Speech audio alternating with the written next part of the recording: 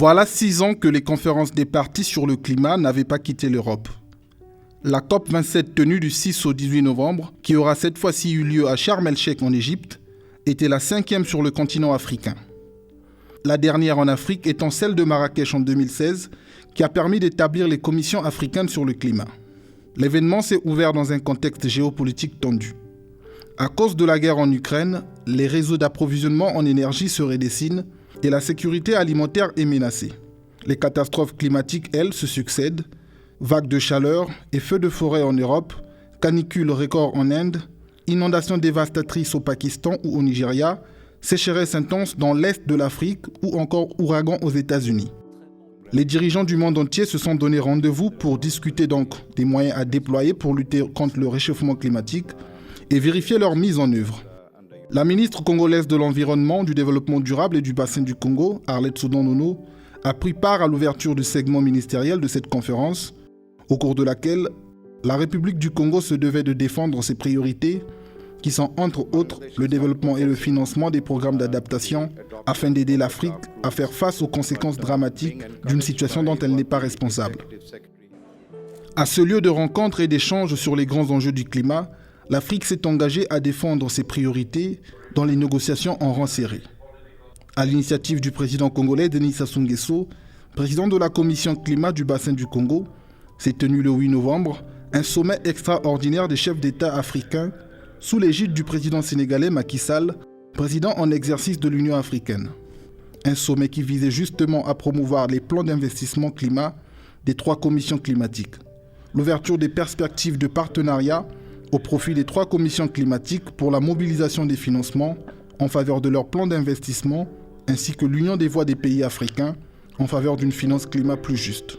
À ce sommet de très haut niveau, le chef de l'État congolais, Denis Sassou Nguesso, a présenté le rapport sur l'opérationnalisation de la commission climat du bassin du Congo dont il a la charge.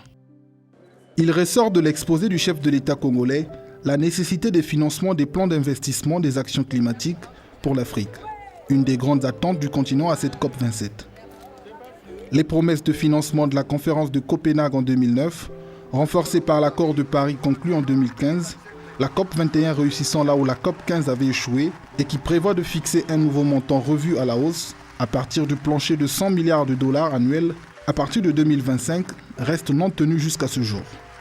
Face à cela, l'Afrique voulait une COP d'action sur le continent africain. Cette action passe par des discussions franches des experts sur les questions climat avec les pays pollueurs dont les positions restaient fixes. Les discussions entre négociateurs se sont de plus en plus intensifiées comme dans toutes les COP lors de la première semaine. Les groupes se sont organisés et coordonnés. C'est le cas des groupes des pays en développement.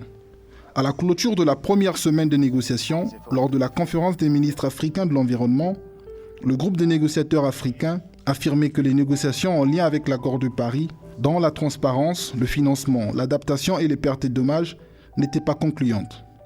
L'Afrique, plus spécifiquement le bassin du Congo, n'était pas pris en compte dans les discussions qui devaient aboutir aux conclusions de cette COP. Pour la coordonnatrice technique de la commission climat du bassin du Congo, très engagée dans les réunions de haut niveau de cette COP, cela constituait un affront pour l'Afrique, car la spécificité du bassin du Congo devait être prise en compte depuis l'accord de Paris. Au soir du 14 novembre, Arlette Soudan-Nono exprime son désappointement sur ses réseaux sociaux.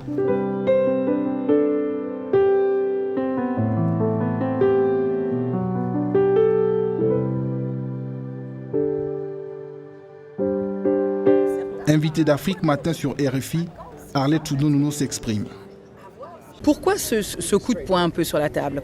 Mais parce que c'est pas normal. Ayant l'honnêteté de nous laisser aller clairement vers ce qu'on appelle le marché du carbone souverain. Est-ce que vous savez que tout à l'heure, dans le cadre de l'atténuation, la problématique du bassin du Congo n'a même pas été évoquée? Et celle de l'Afrique n'a pas été évoquée du tout. Il faut nous citer pour reconnaître que nous sommes le régulateur. Ils ne le disent pas. Parce que reconnaître que c'est un bon élève de l'atténuation, derrière, il y a quoi derrière? Mais derrière, il y a les services écosystémiques que nous réclamons, qui nous sont dus. L'annonce argumentée de son départ de la COP conduit la présidence de la COP 27 à tenir le lendemain une réunion de consultation sur les besoins et circonstances spéciales de l'Afrique. Des discussions qui aboutissent à la reconnaissance des responsabilités des pays riches et pollueurs, avec au final la création d'un fonds de réponse pour les pertes et dommages. Une victoire historique pour l'Afrique. La ministre Arlette de la République du Congo, pendant tout son séjour ici à la COP, a fait entendre d'elle, franchement, partout dans toutes les réunions, dans tous les panels, elle a tapé fort. Et je pense que le message commence déjà à être entendu. Les COP, ce sont aussi les événements parallèles organisés en marge des réunions officielles qui permettent de dialoguer pour le partage de connaissances, le renforcement des capacités, la mise en réseau de l'exploration d'options concrètes pour relever le défi climatique. C'est dans ce cadre que s'est tenu le 9 novembre 2022 dans le pavillon de la Commission Climat du Bassin du Congo, un side event de haut niveau sous le thème « La finance climat au centre de l'opérationnalisation de la Commission Climat du Bassin du Congo et du Fonds bleu pour le Bassin du Congo ». Co-organisé par la République du Congo et le Royaume du Maroc, cette rencontre de haut niveau, rehaussée par la présence de son Altesse royale, Lala Asna, ambassadrice de bonne volonté de la Commission Climat du Bassin du Congo, les ministres en charge du développement durable des pays du bassin du Congo, ainsi que des partenaires techniques et financiers, marquait le début de l'opérationnalisation du Fonds bleu pour le bassin du Congo. Ma joie son temps et se lit. Les portes de la Banque mondiale, la Banque multilatérale de développement, nous sont à présent ouvertes. Nous avons également obtenu l'engagement du Programme des Nations Unies pour l'environnement, de la CEAC et de plein d'autres partenaires techniques et financiers. Enfin, le Fonds bleu est une réalité et nous sommes en plein dans son opérationnalisation. Dans son allocution, la princesse du Maroc saluait l'action du chef de l'État congolais dans la lutte contre le changement climatique. Son Excellence, Monsieur Denis Sassou Nguesso, président de la République du Congo. Son leadership a permis de réaliser des avancées concrètes dans la mise en place de cette commission et d'établir son instrument de financement, le Fonds bleu. L'Afrique peut se réjouir aujourd'hui d'avoir franchi des étapes tangibles. Les partenaires financiers prenaient l'engagement de soutenir ce fonds. L'engagement formel que nous avons pris ici, c'est vraiment de faire de la gestion du Fonds bleu pour le bassin du Congo notre leitmotiv, notre contribution à toutes les actions liées à l'environnement, liées à l'action climatique au niveau de la Commission du bassin du Congo. À travers nos projets multisectoraux que nous avons, on pourra soutenir les objectifs de la Commission. Et donc la déclaration que nous avons faite aujourd'hui, c'est dans cet objectif. L'Afrique émet actuellement moins de 4% du total des gaz à effet de serre de la planète, alors qu'elle abrite 18% de la population mondiale. Pourtant, elle est la région qui subit le plus durement les aléas du climat. Pour contrer cette injustice climatique, plusieurs dirigeants des pays africains demandent à répétition une compensation financière des États industrialisés pour financer l'adaptation au changement climatique et la transition énergétique. C'est le message qu'Arlette Soudan-Nono a porté au nom de la Commission Climat du Bassin du Congo lors d'une session thématique sur la mise en œuvre des actions climatiques et des réponses de l'Afrique pour une transition durable organisée au pavillon de l'Union africaine. Le bassin du Congo aujourd'hui est le rempart de l'humanité. Le bassin du Congo aujourd'hui est le régulateur climat du monde. Mon pays, la République du Congo, ce n'est que 0,05% de taux de déforestation. Nous disons au reste du monde que nous ne quémandons pas. Nous demandons simplement une justice climatique, l'équité. Il nous faut aller vers une transition énergétique parce que nous ne pouvons nous développer sans énergie. C'est pour ça que nous ne pouvons pas dire oui, climate change, en même temps donner dos aux régulateurs qui sont les pays africains. Un autre side event placé sous le thème « Le Fonds bleu pour le bassin du Congo », la garantie d'un financement durable et efficace pour le bien-être de l'humanité, a permis à Arlette Soudan-Nono de présenter aux institutions financières multilatérales et bilatérales le Fonds bleu pour le bassin du Congo comme un modèle de fonds régional prêt à canaliser la finance verte et la finance climatique au bénéfice des pays membres de la CCBC.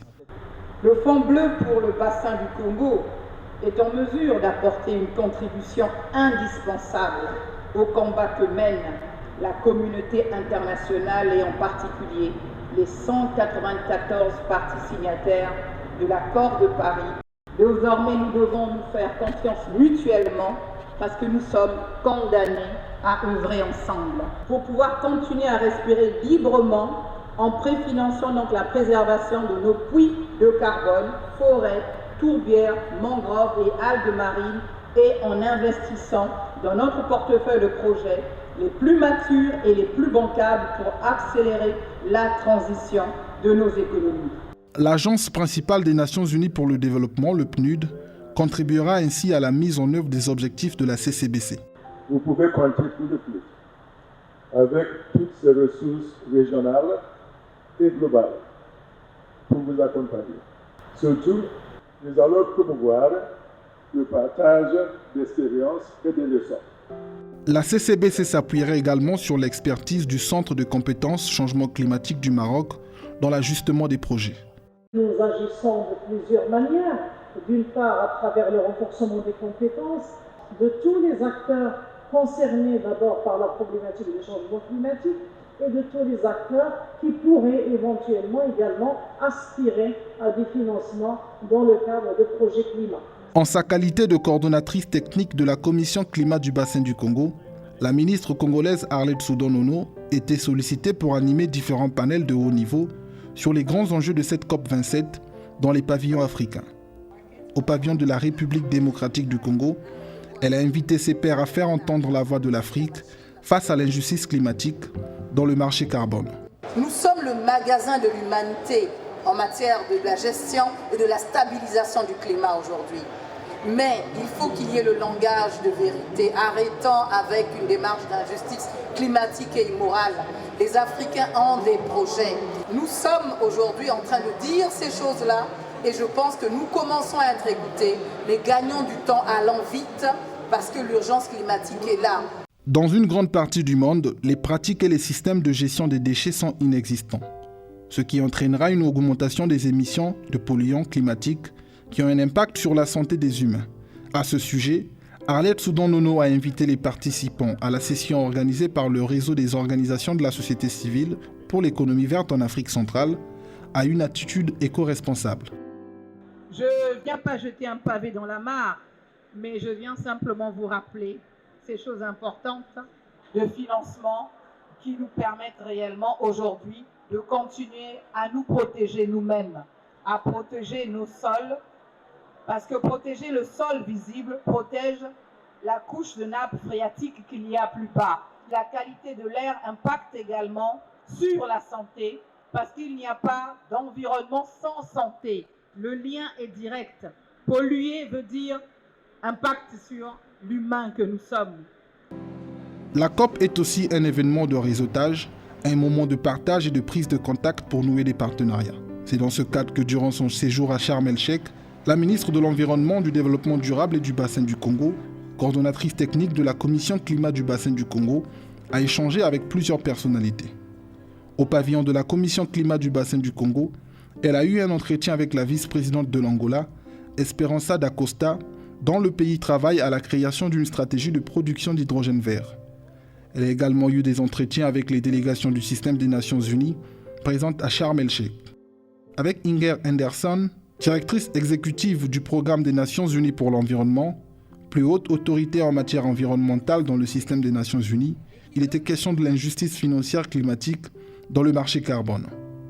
Avec la directrice générale adjointe de l'Organisation des Nations Unies pour l'alimentation et l'agriculture, FAO, Maria Elena Semedo, les échanges ont essentiellement porté sur la menace que constitue le changement climatique pour la sécurité alimentaire mondiale.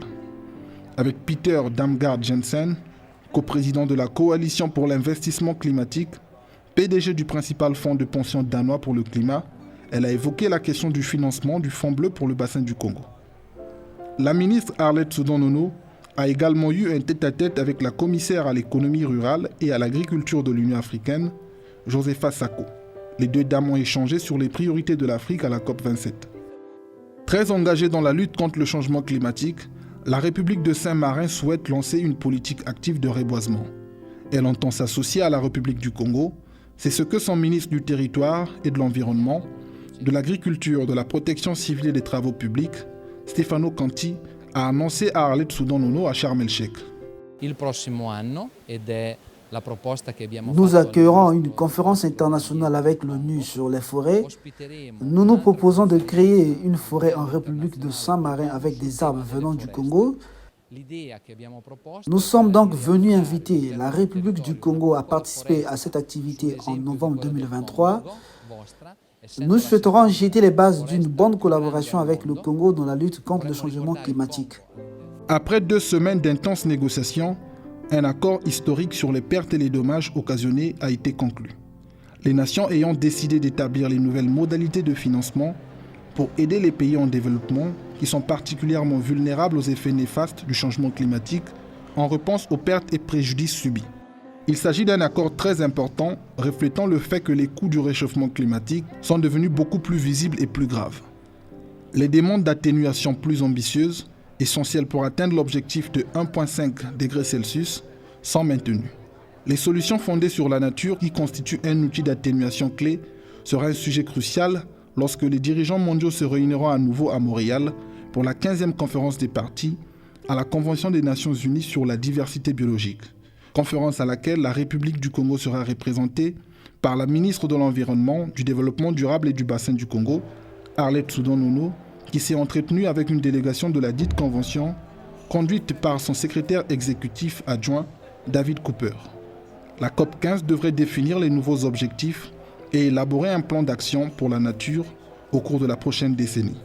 Un nouveau cadre pour la biodiversité devrait être finalisé lors de la COP15 pour faire face au déclin mondial de la biodiversité et l'inverser.